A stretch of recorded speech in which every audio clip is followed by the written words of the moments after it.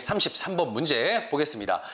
밑줄 그은 정군에 대한 설명으로 옳은 것은 이때 사기를 고무하여 서울 진공의 영을 바라니 그 목적은 서울로 들어가 통간부를 쳐부수고 성하의 맹을 이루어 저들의 소위 신협약 등을 파기하여 대대적 활동을 기도함이라. 정군의 명령을 내려 일제히 진군할 것을 재촉하여 동대문 밖에 나아가 다다를 때 대한매일신보 이렇게 나왔습니다. 예, 바로 정군에 대한 설명으로 옳은 것은 여러분들 뭐 한자를 모르시는데 이거 전군은 모두 전자에다가 군인 군자죠. 예, 전군 진격하라. 예, 이거 할 때 이제 바로 그 정군을 얘기하는 겁니다. 예, 여러분들 그러면은 제가 뭐 앞선 기출문제 강의라든가 뭐 기출문제 해설 강의를 얘기할 때도 항상 제가 여러분들께 항상 강조드리는 게 있습니다. 뭡니까? 예, 키워드 찾아내시라고 하는 겁니다. 공부하시면요, 이런 지문들, 이런 어떤 사료들이 많이 나옵니다. 예, 사료들이 많이 나오기 때문에 여러분들은 반드시 그 사료를 반드시 다 읽고 이해를 하기보다는 거기에서 핵심 키워드를 찾아내시면 됩니다. 거기 키워드를 보시면은 분명히 그 안에 정답이 있다라는 거죠. 예, 그걸 알아내셔야 되는 거예요. 예, 보겠습니다. 어떤 키워드가 있는지 볼게요. 예, 첫 번째 줄에서 키워드 나타납니다. 뭡니까? 서울 진공. 예, 서울 진공.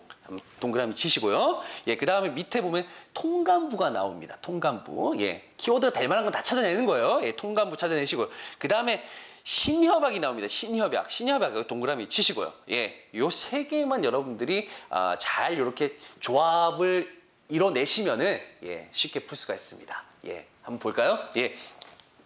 자, 서울 진공이라고 한다. 자, 우리가 이제 여러분들 공부를 하셨다면 서울 진공 작전이 있고요. 예, 있습니다.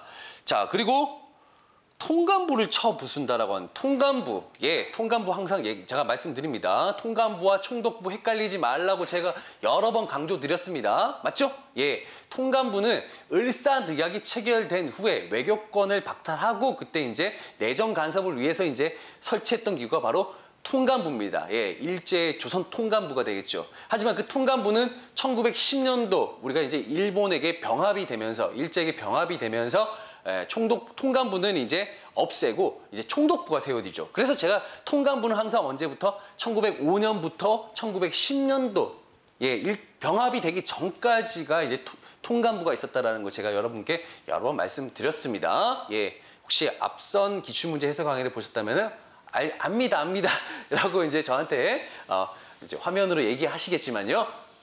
예, 그 다음에 이제 세 번째 줄에 이제 신협약이라는 게 나옵니다. 신협약. 예, 우리가 이제 일본과 여러 조약을 체결하는데요. 그 중에서 이제 신협약이라는 게 있습니다. 신협약. 여러분들 기억하셔야 돼요. 신협약. 예, 한일 신협약이라는 거 있었죠. 예, 한일 신협약. 그 내용을 한번 좀 살펴보시면요.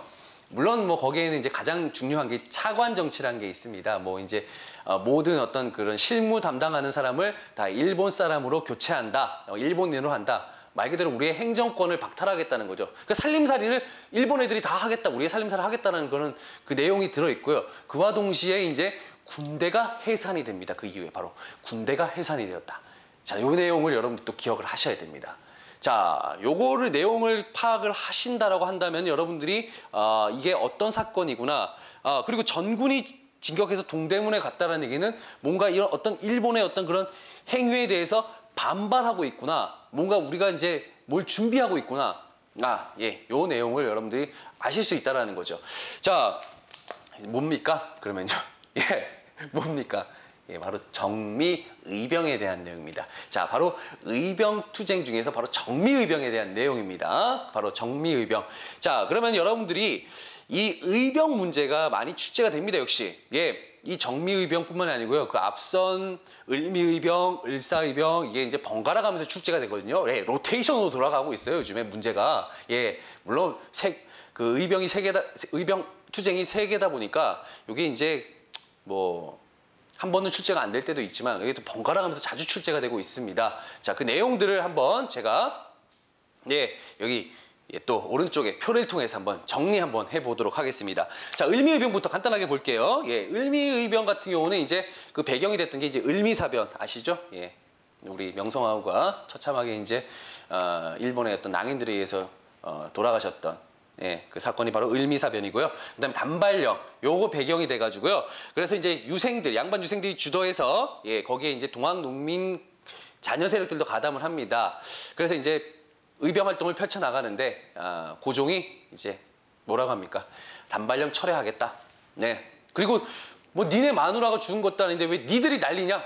이러면서 해산을 권고합니다. 해산을 권고하니까 이제 예, 또 왕의 말이라면 또 그 당시 유교 사상에 입각해서 또 껌뻑 죽죠. 예, 그럼 왕의 말이라니까 또 예, 알겠습니다. 전하 하면서 이제 해산이 됩니다. 자, 이때 이제 활약했던 사람들이 누구였냐? 바로 이제 유인석이라든가 이소은 같은 인물들입니다. 여러분들이 선생님 이거 인물 알아야 돼요. 예, 아시면 좋습니다. 왜냐하면요, 문제에서 이제 이런 인물들을 예, 보기라든가 아니면 지문에 이렇게 집어넣고 찾으라고 하는 문제들이 자주 등장하거든요. 자주 출제가 되니까 여러분들 인물들도 좀 이렇게 파악을 해두시면 좋습니다. 예. 자, 그 다음에 을사의병 같은 경우는 1905년도에 을사 바로 늑약으로 인해서 이제 활동이 펼쳐지게 되죠. 이때도 역시 유생이라든가 관료들이 이제 중심이 되는데 여기에서 중요한 특징이 하나가 있습니다. 을사의병부터는요. 뭐가 있냐? 바로 평민의병장. 그동안은 다 이제 양반들이 이제 의병의 어떤 중심 역할이었었는데 이때 이제 평민의병장도 등장한다라는 겁니다. 대표적인 인물 신돌석. 예. 왠지 양반 이름 같지는 않죠? 예, 바로 신돌석 같은 평민의병장이 나타난다는 거 아주 주요한 특징 중에 하나입니다. 자, 뭐 그다음에 뭐 을사늑약 폐기운동을 또 펼치기도 했었죠. 뭐 이상설 같은 경우는 상소문을 올렸고요. 그다음에 민영한 장군 같은 경우는 이제 말 그대로 자결을 하게 됩니다. 육군 대장이었었는데 예. 스스로 목숨을 또 끊기도 했었다. 뭐 그런 내용들도 보시면 되고요. 이거는 뭐 사실은 뭐 을사의병과는 크게 관련 없습니다만 제가 한번 적어봤습니다. 이때 이제 또 대표적인 의병장 하면은 이제 최익현, 그다음에 민종식, 그리고 아까 말씀드린 평민의병장 신돌석, 예, 이런 인물들은 좀 기억을 해두시면 좋습니다. 자, 그리고 오늘의 이제 그 지금 33번에 내용이 바로 정미의병에 대해서 제가 여러분께 또 설명을 해드리겠습니다. 정미의병 같은 경우는요, 바로 이제 고종이 강제 퇴위당합니다. 고종 강제 퇴위. 바로 1907년도죠. 1907년도 을사늑약에 반대해서 예, 고종이 아주 특사를 파견합니다. 몰래 네덜란드 헤이그에서 이제 만국 평화 회의라는 게 열립니다. 거기에 이제 각국에 있는 정상들이 이제 모여서 이제 정상 회의를 하는 거죠. 거기에 이제 우리의 3명의 특사 파견합니다. 이준, 이위종, 이상설, 예, 3명의 특사를 파견하는데 하지만 이제 일본의 이제 우방국들의 어떤 그 방해에 가로막혀서 결국 그 뭐 얘기 한번 제대로 해보지도 못하고 결국은 이제 무산이 돼버리죠. 그때 이제 일본이 이걸 알고는 이제 거기에 대한 책임을 묻고 고종을 강제 퇴위시켜버리고 이제 순종을 즉위시켜버립니다. 그와 동시에 그 해에 이제 한일 신의협약이라는 걸 체결해서 아까 제가 말씀드렸었죠. 예, 군대를 해산시켜버립니다. 자, 그럼 그 군인들은 어디로 갈까요? 갈 곳이 없습니다. 예, 그리고 이제 자기가 말 그대로 군인들 사실 그들은 직업군이었습니다. 갈 곳이 없으니까 결국은 이제 의병투쟁에 합류하게 되죠. 그래서 해상 군인이 합류하면서 전에는 이제 그 투쟁의 어떤 그 세기가 조금 약했다라고 한다면 이제 군인들은 자기들 가지고 있는 무기를 갖고 나올 거 아닙니까? 의병 전쟁화의 어떤 그런 모습으로 나아가고 있다. 그렇기 때문에 그러면서 이제 점점 그 의병의 활동들이 커져갑니다. 이때 이제 13도 또 창의군이라는 걸 또 결성하기에 이르게 됩니다. 이렇게 이제 의병의 어떤 그런 조직화가 이루어지자 이제 서울 진공작전이라고 하는 바로 이제 그런 작전을 펼치게 됩니다.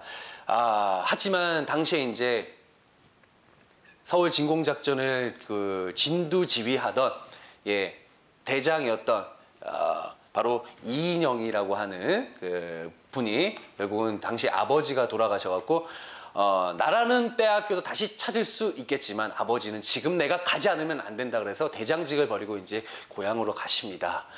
자, 이렇게 되면서 이제 뭔가가 약간 좀 뒤숭숭해지겠죠. 결국은 이제 서울 진공작전도 그렇게 실패로 끝나버립니다. 그와 동시에 또 그 정미의병 때는 우리나라 우리 의병 활동을 하고 있는 이들을 지금 그리고 우리의 이런 활동을 국제법상 교전 단체로 제발 좀 인정해 달라라고 이제 요구를 하게 되죠. 각국 영사관에 이제 요구를 하게 되는데 문제는 당시에 이제 우리가 1905년도에 을사늑약을 통해서 외교권을 박탈당한 겁니다. 물론 우리 왕이 이 옥새를 찍지 않았음에도 불구하고 뭐 일본이 말 그대로 자기들이 꾸며가지고 했음에도 불구하고 어찌됐든 조약은 체결이 됐고요. 예, 결국은 우리는 외교권을 박탈당한 상황이기 때문에 이러한 요구들은 결국 받아들여지지가 않았습니다. 예, 안타깝습니다. 예, 당시. 자, 이때 이제 활약한 이제 의병장으로는 이제 아까 말씀드렸던 총대장이었던 서울진공작전의 총대장이었던 이인영, 그다음에 그 부대장 허위, 그리고 이제 또 평민의병장, 또 홍범도 같은 사람도 나타나고요. 신돌석 같은 인물은 이때도 또 역시 또 활약을 하게 됩니다. 신돌석은 쭉 꾸준히 계속 활약을 하게 된다는 거 여러분들 아시기 바랍니다. 자, 그러면은 한번 보기를 한번 통해서 한번 살펴볼까요? 예, 1번. 자, 14개조 정강을 발표했다. 14개조 정강은요, 바로 갑신정변 때 일입니다. 갑신정변 때, 바로 그 갑신정변을 일으켰던 개화당 세력이 자신들의 이제 새로운 정부를 세우고 이제 입헌군주제 국가를 위한 어떤 그 14개조 개혁 정강을 발표하지만 3.1 천하로 끝나면서 당시 개화당 세력들, 바로 급진개화파 세력들도 이제 말 그대로 완전히 몰락을 하게 되겠죠. 예, 이거는 정미의병과는 관련이 없습니다. 2번, 선해청과 일본 공사관을 공격하였다. 자, 선해청과 일본 공사관을 공격한 건요, 이모군란 때입니다. 자, 이모군란 때 이제 그 신식군대와의 신식군대인 그 별긴구와의 차별로 인해서 이제 뿔난 그 구식군인들이 이제 공격했던 게 이제 선해청, 뭐 일본 공사관, 그리고 이제 궁궐 막 이렇게 갑니다. 예. 자, 3번. 국권 회복과 공화 정체를 목표로 하였다. 자, 국권과 공화 정체를 내세운 단체, 뭐 대표적인 단체라고 한다면 이제 신민회가 있겠죠. 신민회, 신민회가 있고요. 그 다음에 이제 또 이제 일제 강점기 이후가 되면은 대한광복회라고 하는 단체가 있습니다. 우리가 이제 공화정이라고 하는 게 지금 우리 대한민국에서도 지금 현재 공화정이 이루어지고 있지 않습니까? 그 공화정이 당시 공화정을 주장했던 대표적인 그 단체가 바로 이제 신민회와 그 다음에 대한광복회가 되겠죠. 그 이유가 되면 이제 임시정부 때도 역시 공화정을 또 통해서 공화정이라고 하는 그런 어떤 정치 체제를 통해서 이제 또 정부를 또 계속해서 이어나가고 정부에 대한 어떤 그 역할을 또 이행하게 되죠. 예, 그렇게 보시면 되겠습니다. 자, 4번. 고종의 권고를 받아 대부분 해산되었다. 예, 고종의 권고를 받아서 해산된 단체는 단체가 아니죠. 그 사건은 바로 을미의병이죠. 아까 제가 말씀드렸지 않습니까? 예, 기억하시죠? 예, 5번. 국제법상 교전단체로 인정할 것을 요구하였다. 제가 아까 말씀드렸습니다. 정미의병, 국제법상 교전단체로 승인해 줄 것을 요구하였으나 받아들여지지 않았다라는 거. 예, 그래서 33번의 정답은요, 5번이 되겠습니다.